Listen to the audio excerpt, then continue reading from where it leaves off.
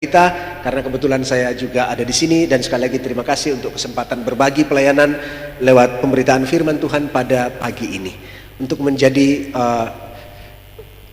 untuk menjadi sejajar dengan apa yang memang sudah disiapkan oleh Pak Gembala dan tim dalam pelayanan bulan ini, membicarakan tentang dampak yang berkelanjutan sebagai bagian dari tema dalam ulang tahun yang ke-96. Mari kita membuka teks yang memang sudah dicantumkan di tema itu, 2 Timotius 4 ayat 1 sampai dengan ayat yang ke-8. 2 Timotius 4 ayat 1 sampai dengan ayat yang ke-8.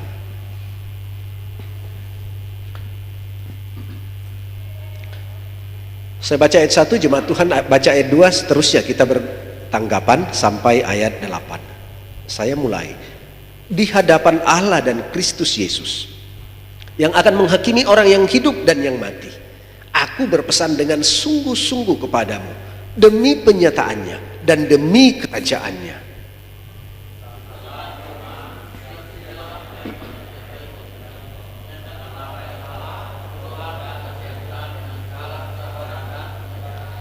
Karena akan datang waktunya, orang tidak dapat lagi menerima ajaran sehat, tetapi mereka akan mengumpulkan guru-guru menurut kehendaknya untuk memuaskan keinginan telinganya.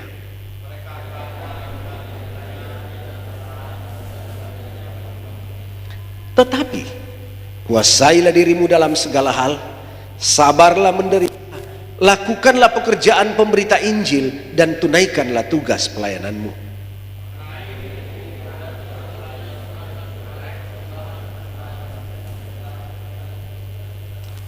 Aku telah mengakhiri pertandingan yang baik, aku telah mencapai garis akhir, dan aku telah memelihara iman.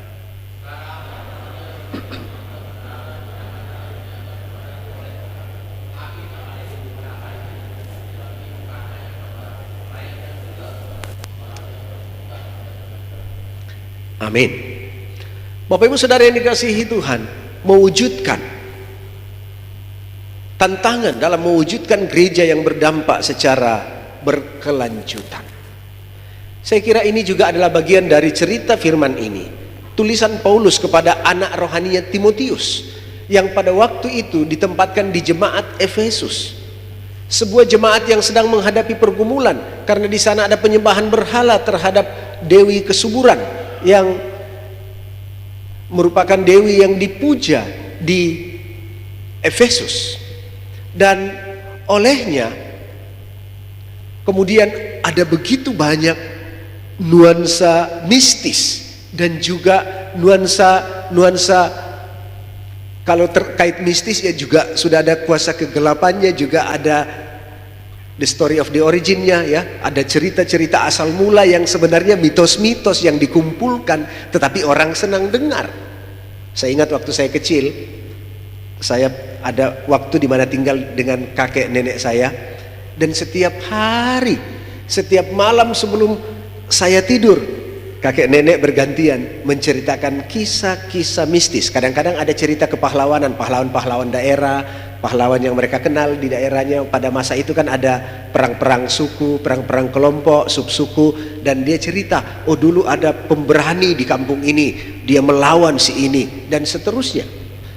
Dan cerita-cerita itu membuat saya senang mendengar dan kemudian tertidur. Saudara, ada banyak hal, dan ini adalah ingatan Paulus yang tentu paham situasi yang dihadapi oleh Timotius pada waktu itu. Di lain sisi, Paulus sebagaimana ia gambarkan dalam suratnya bahwa darahnya sudah mulai dicurahkan sebagai persembahan karena kematiannya sudah dekat. Paulus sedang menghadapi masalah politik dengan kerajaan Roma tentunya, yang kemudian merupakan hasutan juga dari kelompok-kelompok yang tidak senang atas pemberitaan Injil. Dan kemudian Paulus merasa bahwa mungkin saja perjalanan pemberitaan Injilnya akan terhenti, mungkin saja ia akan menghadap kaisar, pengadilan, dan kemudian dia akan dihukum mati. Dan kemudian lewat surat ini dia mengingatkan Timotius untuk terus mengobarkan pemberitaan Injil itu. Untuk itu dia berpesan ini di ayat 1, di hadapan Allah dan Kristus Yesus yang akan menghakimi orang yang hidup dan yang mati, berpesan dengan sungguh-sungguh demi penyataannya dan demi kerajaannya, beritakanlah firman. Paulus dengan tegas katakan, preach the gospel, proclaim the gospel, evangelize people. Ini adalah pesan Paulus terhadap Timotius. Bapak Ibu, dalam rangka ulang tahun ke-96 Gereja Gema Injil Indonesia, saya ingin menceritakan sedikit sejarah bagaimana gereja kita ada. Bahkan dimulai dari Amerika oleh seorang yang bernama Pendeta Albert Benjamin Simpson, yang sekarang namanya dipakai oleh STT kita yang ada di Semarang, Ungaran, STT Simpson. Albert Benjamin Simpson adalah seorang pendeta. Dia juga dari Kanada seperti Jeffrey. Seorang pendeta gereja Presbyterian yang ternama dan bergengsi waktu itu di Manhattan, New York. Dia memimpin sebuah gereja dengan jemaat yang cukup banyak, tetapi sekaligus jemaat dari kelompok-kelompok yang merupakan sebagian besar konglomerat Amerika masa itu. Tidak heran bahwa dia sebagai seorang yang usianya 37 tahun, relatif muda, lebih muda dari usia saya hari ini. Tentu lebih muda dari Pak Gembala juga, karena Pak Gembala usianya lebih dari saya. Tapi pada waktu itu, sebagai seorang suami dari satu istri, ayah dari 5 anak, dengan pendapatan, saudara, ini kalau saya sebut fantastis nih angkanya. Gajinya kalau dikurskan ke rupiah itu 110.000 US dollar per tahun. Kalau dikali kurs hari ini 15.000 dikali 110.000 US dollar, itu sama dengan 1.650.000.000 rupiah satu tahun. Ini seorang pendeta, saudara, tapi memutuskan keluar dari gereja besar itu di usia yang relatif muda, tentu masih panjang masa kepemimpinannya, dengan membawa beban yang kita sebut apa itu ya, ada tanggungan 6 orang, 5 anak dan 1 istri, dan rela keluar. Gimana sih ceritanya orang ini mau meninggalkan hal yang semacam itu, yang tentu kalau bicara comfort zone, ini adalah sebuah tempat yang sangat nyaman. Saudara, ceritanya gini, waktu itu ada begitu banyak gelombang imigran yang masuk ke Amerika. Hampir 12 juta imigran tiba di Amerika Serikat antara tahun 1870 sampai 1900. Pak Benjamin Simpson waktu itu menggembalakan di sana di tahun 1800-an, dan di bulan November tahun 1881 dia keluar dari gereja itu. Kenapa? Karena dia mencoba melayani imigran di depan gereja. Gereja ini sangat mewah, dan di depannya ada, karena itu dekat pelabuhan, ada para imigran, bahkan prostitusi, yang kemudian orang-orang yang sangat miskin. Namanya imigran datang, mereka miskin, dan Pak Simpson kemudian tertarik menginjili mereka. Apa yang terjadi? Namanya Injil diberitakan, Roh Kudus bekerja, orang-orang itu mulai terima Yesus. Tentu ini berita sukacita, bukan? Saudara senang kalau ada orang yang terima Yesus, amin? Jangan malah tidak senang loh. Harusnya senang. Nah, Pak Simpson tentu senang sekali. Lalu dia ajak orang-orang itu datang ke gereja tempat dia menggembalakan. Orang-orang ini masuk gereja, tapi gereja itu terlalu luks, terlalu mewah untuk mereka. Mereka senang lihat ornamen-ornamen, mereka senang lihat kursi, bahkan di depan ada sofa-sofa yang sangat indah, sangat empuk, karena itu adalah kursi VVIP, very very important person. Saudara, waktu itu di gereja itu, kursi-kursi itu bahkan ada yang sudah dikafling-kafling seperti kursi yang sudah terbayar, sehingga walaupun tidak ada orangnya, tetap kursinya kosong. Saya tidak tahu kalau di gereja ini, mungkin ada kursi-kursi tertentu yang sudah menjadi kaflingan, gitu ya. Tidak ada ya, tidak ada.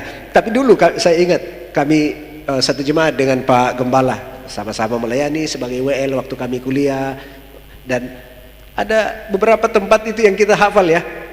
Orang ini duduk di sana, ada dosen kami selalu duduk di sebelah kiri. Kalau itu kosong, ketahuan dosennya tidak hadir. Tapi tidak ada juga yang duduk di tempat itu, ya kan? Nah, saya tidak tahu kalau di sini. Nah, tapi waktu itu orang-orang itu datang, Bapak Ibu. Dan masalah ada terjadi. Kenapa? Karena kursi ini kursi yang sudah terpesan. kursi yang sudah ada orangnya. Dan ketika mereka masuk, mereka lambat datang, ternyata sudah ada orang yang duduk. Dia kaget karena ada orang yang duduk. Kedua, ini yang duduk bukan orang biasa, ini yang duduk adalah orang-orang yang gembel, orang-orang miskin yang mereka jijik lihatnya, kotor, tidak sama dengan mereka. Maka dibuatlah sidang majelis, dibuatlah rapat BPJ untuk berbicara dengan Pak Gembala, Pak Abe Simpson. Saya tidak tahu Pak Gembala pernah di sidang majelis tidak. Nah, apa yang disidangkan Bapak Ibu? Pak Gembala, kami sangat suka, kami sangat senang dengan Pak Gembala. Pelayanan Pak Gembala tidak ada yang tidak memuaskan, luar biasa. Khotbah-khotbah juga membangun. Tapi Pak Gembala bikin masalah dengan bawa orang-orang yang hina ini, bawa orang-orang yang kotor ini masuk ke gereja. Wow. Oke, kita mengerti. Di Amerika waktu itu ada perbedaan antara kulit putih dan kulit hitam. Jadi memang ada kelompok-kelompok yang merasa dirinya elit, tidak level. Kalau istilah anak muda sekarang nggak level gitu ya. Ada yang merasa nggak level dengan orang lain.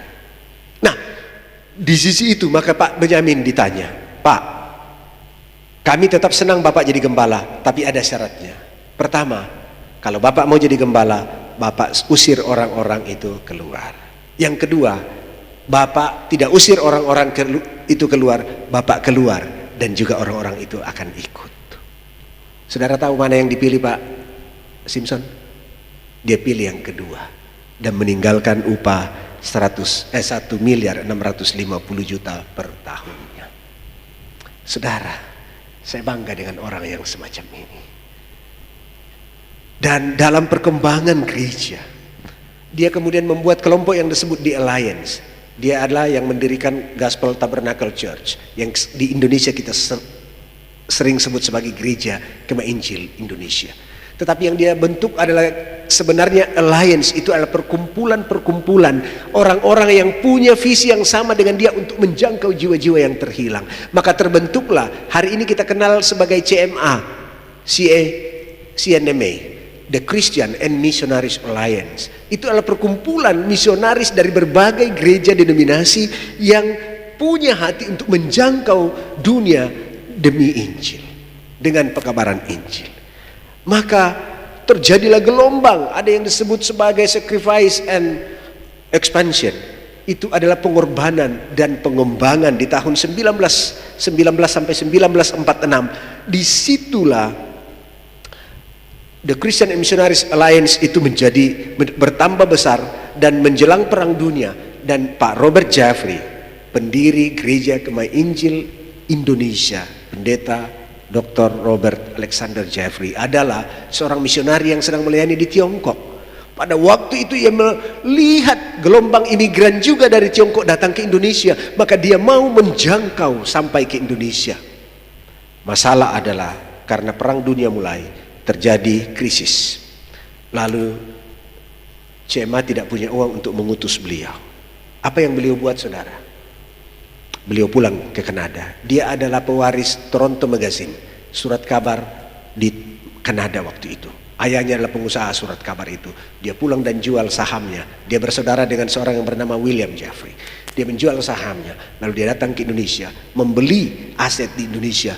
Salah satu yang saudara masih bisa lihat adalah kalau saudara datang ke Makassar, kampus di mana saya melayani sekarang adalah kampus yang dibeli oleh Dr. Jeffrey. Di situ dulu adalah Gereja Kemah Injil Indonesia. Yang pertama yaitu Parosia. Dulu kami gereja dan melayani di situ. Sampai sekarang saya masih di situ. Dan yang kedua adalah penerbitan Kalam Hidup. Dan yang ketiga adalah kampus. Tapi sekarang karena kampus lebih sulit untuk cari lokasi, maka kampuslah yang menggunakan tempat itu. Dan ada satu tempat di Malino, di atas gunung, kurang lebih 5 hektar. Kalau kita uangkan sekarang, Bapak Ibu juga sudah miliar-miliar. Tapi kita tidak uangkan, kita tidak jual. Kita bangun tempat itu, sekarang kita jadikan sebagai Jeffrey Retreat Center, sebagai tempat untuk pemulihan. Bapak Ibu boleh datang ke sana, Pak Gembala dan keluarga boleh datang liburan dan pergi ke tempat itu, boleh berdoa. Sudah ada kamar-kamar yang mulai kami bangun kembali di situ. Untuk apa? Supaya ketika ada hamba-hamba Tuhan yang mulai mengalami kelelahan, exhausted, mengalami kekeringan dan perlu untuk recharging, silakan datang untuk refresh, menghirup pemulihan Tuhan di tempat di mana Pak Jeffrey dulu membangun dirinya, berdoa dan melakukan pelayanan-pelayanan. Bapak Ibu Saudara yang dikasihi Tuhan, tetapi pertanyaan bagi kita adalah di ulang tahun kita yang ke-96, akankah kita masih melanjutkan dampak yang sebesar ini? Tahu saudara, di mana Pak Jeffrey meninggal? Pak Jeffrey meninggal di sebuah tempat di kampung, di dekat kampung halaman saya di Toraja, namanya Bolokan. Di dalam sebuah kamp tawanan Jepang, di dalam goa. Pak Jeffrey sudah tua dan sakit-sakitan. Dia ditawan di sana. Saudara, hari ini pun saya pergi ke tempat itu. Saya harus naik mobil 4x4. Kalau bukan 4-wheel drive, itu susah sampai ke tempat itu. Di dalam 4-wheel drive pun kita masih baku tanduk dengan teman-teman yang ada di situ. Masih sakit duduknya untuk sampai ke tempat itu. Saya bayangkan waktu itu tidak ada mobil sampai di Toraja. Waktu itu kalaupun ada mobil, masih mobil kayu, berhenti di sekitar Endrekang, aliran sungai. Dari situ jalan kaki naik sampai ke tempat itu. Saya membayangkan betapa sulitnya. Tapi hamba Tuhan ini setia sampai mati. Hanya beberapa hari sebelum kemerdekaan Indonesia, dia meninggal di situ. Kami mencari jejaknya. Itu sebabnya di awal kepemimpinan saya di Jeffrey, kita memutuskan untuk bangun tugu peringatan Dr. Jeffrey. Hari ini ada tugu di sana, tugu kecil, tidak besar, hanya 4 meter tingginya, lebar 1,5 meter. Hanya untuk mengingatkan, saya bilang saya tidak mau bangun ini menjadi tugu berhala.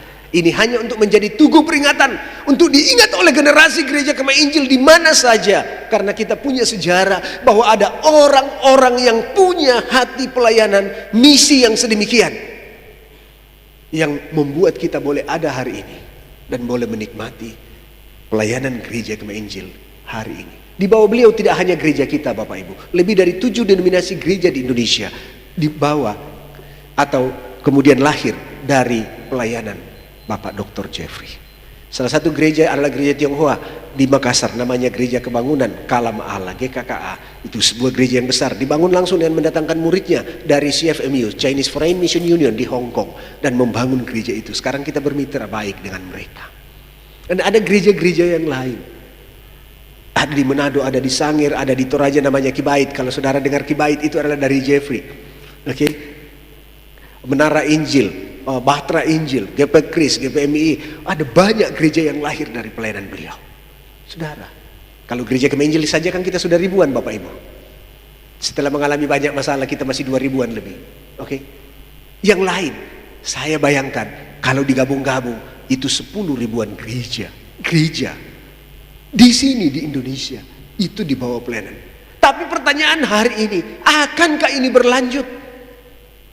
Tentu kita adalah jawaban terhadap pertanyaan itu. Dan lewat apa yang kita baca hari ini, sebenarnya ini adalah sebuah tantangan Paulus kepada anak rohaninya sendiri, Timotius. Tetapi hari ini tantangan ini datang kepada kita, karena ini diangkat menjadi tema gereja dalam rangka ulang tahun GKI yang ke-96, untuk mewujudkan dampak yang terus berkelanjutan. Saudara, bagaimana caranya? Ada 2 hal saja yang saya ingin dengan cepat dalam bahasan kita ini. Yang pertama, Paulus berbicara tentang bagaimana kita akan memberitakan Injil itu. Supaya apa? Supaya dampaknya akan terus berkelanjutan. Kalau kita baca dalam ayat 1 sampai dengan ayat yang kedua, Paulus berbicara di hadapan Allah dan Kristus Yesus yang akan menghakimi orang baik yang hidup maupun yang mati. Aku berpesan dengan sungguh-sungguh kepadamu, kepada Timotius, tetapi kita juga hari ini, demi penyataannya dan demi kerajaannya, beritakanlah firman. Inilah perintahnya. Kita diminta untuk memberitakan firman. Bagaimana caranya? Tentu dia katakan apa? Siap sedialah baik atau tidak baik waktunya. Nyatakan apa yang salah, tegur dan nasihati dengan segala kesabaran dan pengajaran. Saudara, yang pertama adalah dalam hal memberitakan firman, kita betul-betul harusnya adalah good equip. Kita harus mempersiapkan diri sebaik mungkin. Ada kata-kata baik atau tidak baik waktunya, in season or without season. Kita memberitakan firman.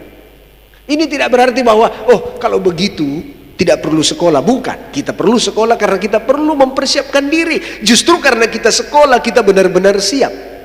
Dan kalau ini di jemaat bagaimana? Maka jemaat perlu belajar, perlu memperlengkapi diri, perlu diperlengkapi untuk pemberitaan Injil. Maka ada pelatihan-pelatihan penginjilan. Saya sebutkan bahwa karena kami seangkatan dan Pak Gembala dan Ibu, kami salah satu kelompok, memang kelompok kita ya, waktu itu Evangelism Explosion, EE itu.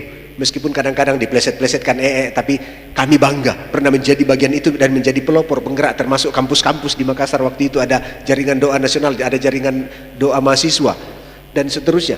Dan kami bangga menjadi bagian itu, dan kami menginjil di kota Makassar waktu itu. Kami juga teruskan ke tempat-tempat lain. Jadi saya tidak heran waktu saya di Makassar dan Pak Gembala melayani di sini, dan saya mendengarkan berita KPI-KPI yang saudara buat untuk pergi ke tempat-tempat dan memberitakan Injil, karena kami memang diajar bahwa kami tidak boleh diam di zona nyaman kami sampai orang-orang yang ada di luar gereja sana mendapat kesempatan dengar Injil dan boleh menerima Yesus sebagai Tuhan Juru Selamatnya, dan boleh mengaku Tuhan sebagai Tuhan dan Juru Selamatnya, masuk dan menjadi bagian dari gereja ini.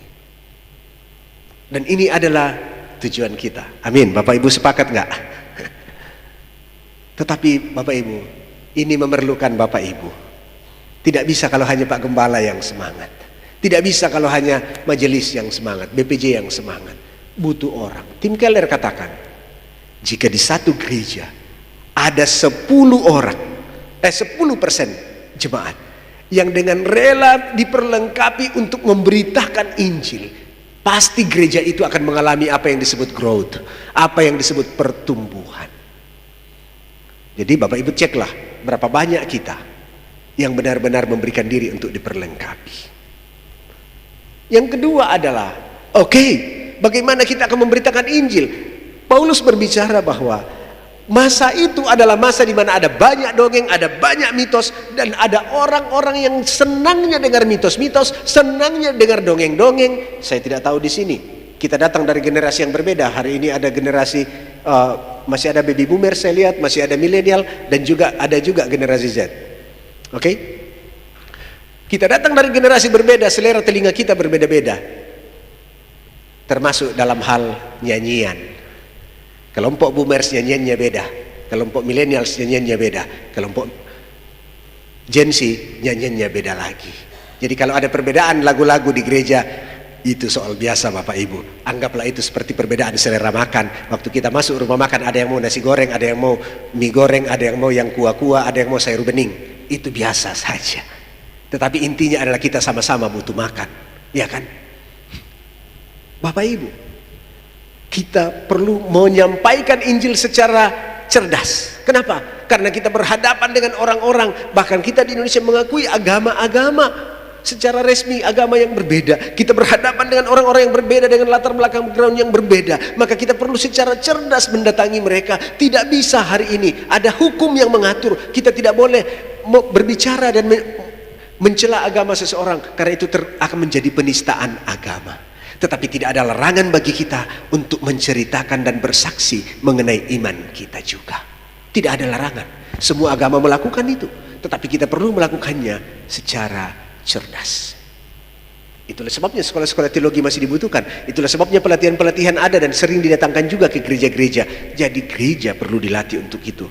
Syukurlah Pak Gembala, saudara bersemangat untuk melakukan KPI, dan pada waktu yang sama tentu saudara akan berlatih lewat pelayanan-pelayanan ini untuk bagaimana menyampaikan Injil. Akan ada konseling-konseling pribadi yang melibatkan para tim. Iya kan, bukan gembala lagi. Kalau berkhotbah mungkin Pak Gembala, karena tidak semua orang akan berkhotbah. Tetapi ketika ada konseling-konseling pribadi, kan di situ Injilnya didaratkan secara pribadi. Di situ orang-orang ditantang secara khusus lagi untuk terima Yesus. Ada orang-orang yang bertobat dan mau meninggalkan hidup lama. Ada orang-orang yang bertobat dan mau meninggalkan ikatan-ikatan kuasa kegelapan, kuasa-kuasa setan yang selama ini mereka pegang. Ada orang-orang yang bertobat dan ingin meninggalkan hal-hal yang lama yang mereka pegang sebagai andalan mereka.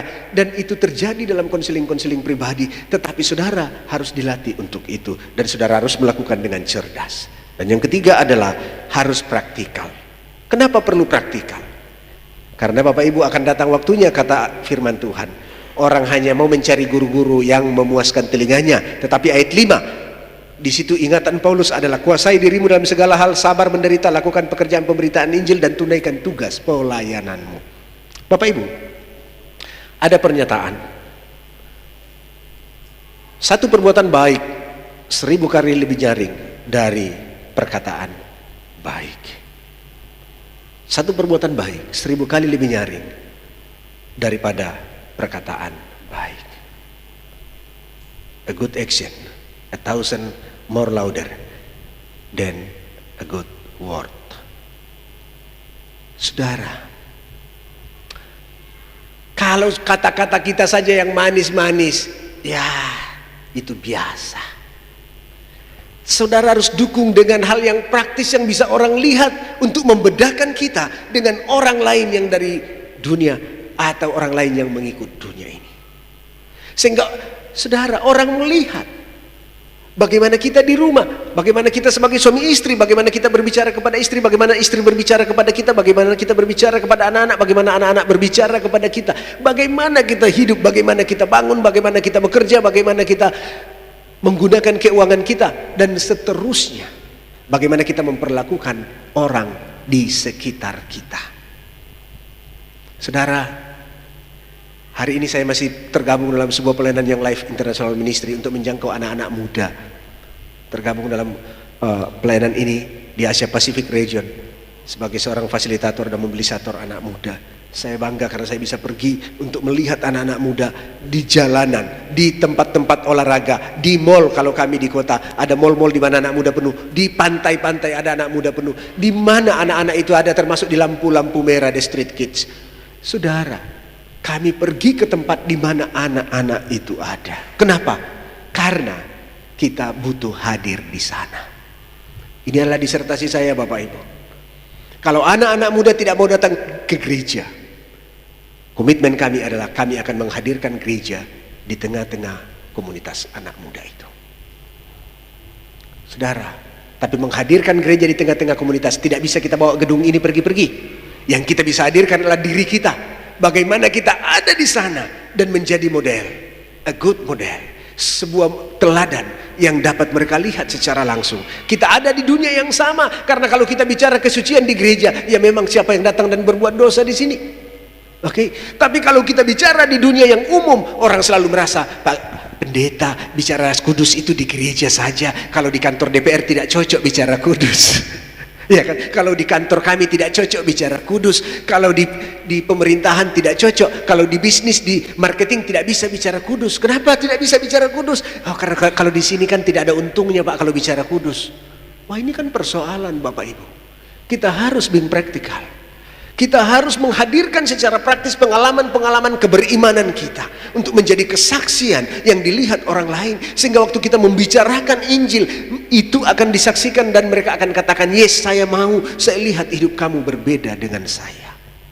Tetapi kalau hidupmu tidak berbeda dari orang lain, anak-anak muda, engkau tidak berbeda dengan orang-orang lain yang ada di kos-kosmu di kota ini, engkau tidak berbeda dengan teman-temanmu di kampusmu, engkau tidak berbeda dengan orang-orang di tempat kerjamu. Mereka mabuk, engkau juga mabuk. Mereka rokok, engkau juga rokok. Mereka dugem, engkau juga dugem. Mereka, orang Manado bilang bahugel, bahubungan gelap, backstreet, selingkuh, ya kan? STT, selingkuh tipis-tipis, saudara juga ikut, iya kan? Ya kalau saudara tidak ada bedanya, lah bagaimana mereka, saudara mau katakan, ayo ikut kami dong ke gereja, kami ada acara. Dia pikir, ngapain juga ikut kamu ke gereja, lo hidupmu tidak lebih baik dari saya. Iya kan? Harus. Inilah cara yang Paulus katakan bahwa kita harus memberikan Injil itu, supaya dampaknya bisa berkelanjutan. Apa yang sudah dimulai oleh Yesus, mengutus 12 muridnya, nanti jauh sekali ke belakang. Kita lihat Pak Ebi Simpson, kita lihat Pak Dr. Jeffrey, sudah 96 tahun datang ke Indonesia. Pertanyaannya adalah, itu 96 tahun lalu Pak Jeffrey, lalu saudara bikin apa? Saya bikin apa? Kita bikin apa? Apakah ini akan kandas dan karam di tangan kita, ataukah ini akan terus dilanjutkan? Saudara setuju untuk terus melanjutkan? Amin. Amin. Karena itu saya lihat semangat saudara memberi persembahan ini. Terima kasih. Jelas itu dibutuhkan. Saudara harus siap untuk pergi, ya. Mungkin saudara tidak ada waktu semuanya untuk pergi. Oke, utus orang lain, berikan uang saudara. Oke, ada yang terbatas, Pak, uang juga saya kurang. Oke, saudara bisa mendoakan. Ada banyak model keterlibatan yang bisa saudara ambil. Tapi saudara tidak cukup untuk tidak terlibat. Tolong lihat kiri kanan. Tolong sampaikan, tidak cukup kalau kamu tidak terlibat. Ya, tidak cukup untuk tidak terlibat. Jadi apa yang cukup? Terlibatlah. Kalau ingin melihat dampak yang berkelanjutan. Yang kedua, Paulus yang terakhir dari saya. Paulus mengingatkan, untuk apa? Bagaimana ini bisa berkelanjutan? Tadi adalah bagaimana memberitakan Injil. Oke. Tapi yang kedua adalah dia mencoba untuk memberi motivasi. Mengapa kita perlu melakukan ini? Mengapa Injil harus diberitakan agar dampaknya terus berlanjut? Dan Paulus menyajikan dalam 3 ayat terakhir, 6, 7, dan 8. Paulus berkata bahwa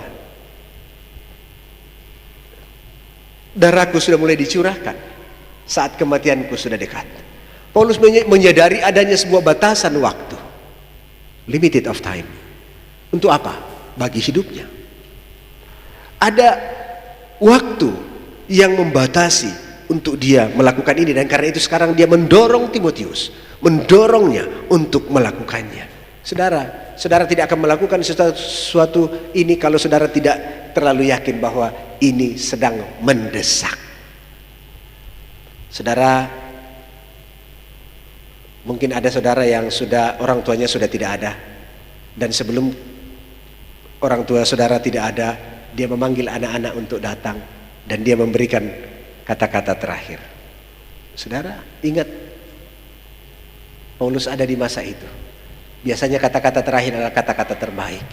Dia merenungi semua nasibnya, dia menjalani semua perjalanannya, dia ingat semua pengalamannya yang dia katakan di saat kematiannya tidak banyak, tetapi itu adalah yang paling bernilai dari semua pengalaman yang pernah ia jalani.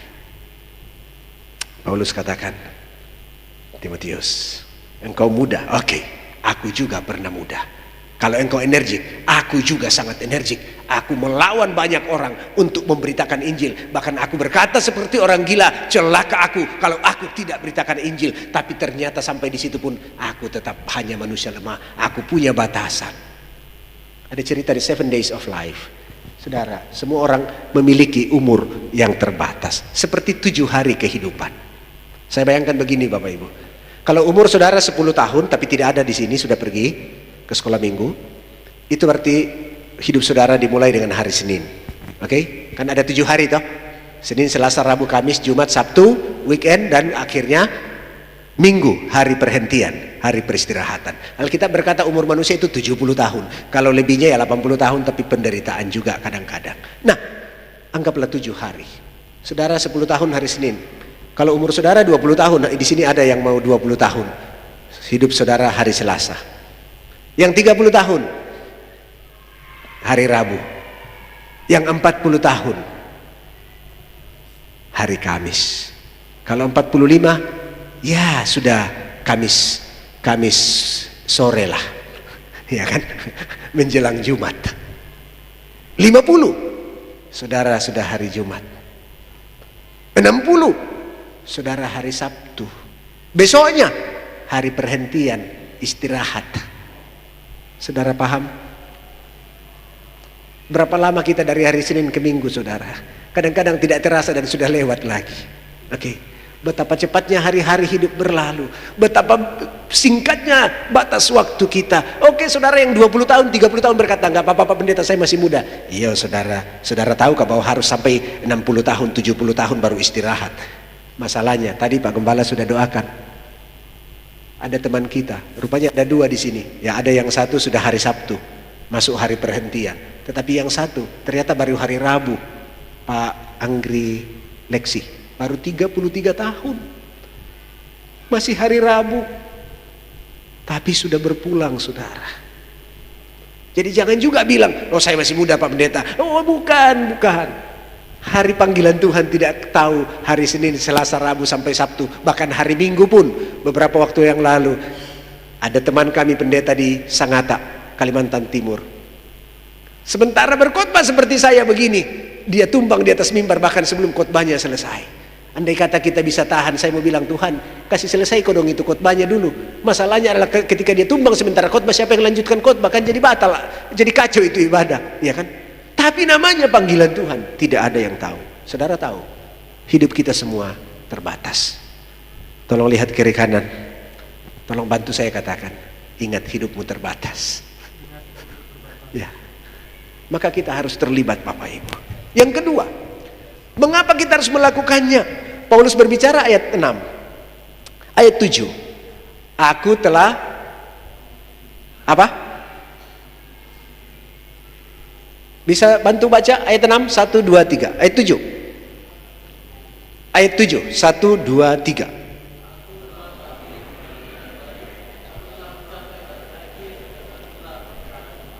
Oke. Paulus mengandaikan dirinya, inilah kesaksiannya. Telah mengakhiri pertandingan dengan baik. Oke, finish the race. Finish well. Ini adalah sesuatu yang kita harapkan, bahwa kita bisa mengakhiri dengan baik. Lalu mendengar kata-kata, wah hebat kamu bisa finish. Oh hebat. Bahkan kalau juara, apalagi finish aja sudah luar biasa. Apalagi sampai juara saudara. Wah itu luar biasa. Dan Alkitab berbicara, ada banyak kata-kata penguatan yang Yesus siapkan untuk hamba-hamba yang setia, yang mencapai finish. Dia katakan, well done. Okay, welcome my faithful leader, my faithful servant. Dia katakan, oh bagus sekali pekerjaanmu. Masuklah dalam kebahagiaan Tuhanmu. Saudara mau dengar kata-kata ini? Sabaslah hai engkau hambaku yang setia. Engkau telah setia dalam perkara kecil. Luar biasa, engkau ditambahkan perkara besar. Berapa banyak saudara yang menginginkan kata-kata pujian Yesus waktu saudara datang dan menghadap dia. Tapi itu tidak terjadi di sana saudara. Itu dimulai dari hidup kita di sini. Jangan mengharapkan pujian itu tanpa saudara hidup dengan baik di sini. Hidup mempercayai dia dan melayani dia. Saudara, saya ingat, saya dulu kecil, 5, 6, 7 tahun, saya selalu disuruh untuk solo di gereja, diajar main gitar solo lagi, Natal mulai dibawa. Saya malu-malu, saya tidak mau, tapi saya seperti dipaksa. Cuma saya tidak tahu bagaimana sampai saya lupa bahwa saya sudah menyukai itu. Kenapa saudara? Karena setiap kali saya solo selalu ada orang-orang tua, ada teman-teman anak muda yang di belakang yang sesudah selesai gereja mereka datang. Bagus sekali lagunya, bagus sekali nyanyiannya, bagus suaranya, bagus main gitarnya. Saudara, saya lupa sampai saya tinggalkan kampung halaman saya dan masuk ke Jafri. Saya selalu jalan kaki setiap Natal untuk keliling di Toraja, ikut Natal-Natal dan bernyanyi di gereja-gereja. Tapi sayang memang, karena ada unsur yang lain, saya senang dengan pujiannya. Belum lagi sudah umur 15, 16, 17, sudah mulai kenal-kenal cinta monyet. Ya kan kita senang juga banyak cewek-cewek yang puji, kan begitu. Walaupun salah, tetapi kita senang pujian. Bapak Ibu, ini bukan pujian manusia, ini pujian Tuhan. Saudara mau mendapat pujian Tuhan? Amin. Saudara terlibatlah. Yang ketiga Paulus katakan, ayat 8. Apa yang dia katakan di ayat 8? Sudah tersedia apa? Mahkota. Saudara, orang-orang yang menang akan mendapatkan mahkota. Saudara ingin mendapat mahkota? Inilah tekanan Paulus. Mahkota itu bukan hanya untuk dia, tetapi untuk semua orang. Artinya siapa saja. Artinya itu juga termasuk saya dan saudara semua. Karena itu, mari kita melanjutkan ini. Jangan berhenti di generasi kita, jangan berhenti di masa kita. Ini harus dilanjutkan. Orang-orang tuaku, katakan kepada anak-anak muda yang ada di rumahmu, katakan kepada anak-anak muda yang ada di gereja ini, katakan kepada anak-anak muda yang ada di lokasi di mana saudara tinggal, bahwa misi ini tidak boleh berhenti. Saudara tidak akan mati untuk melihat misi ini terhenti. Amin. Kita akan melihat misi ini berkelanjutan.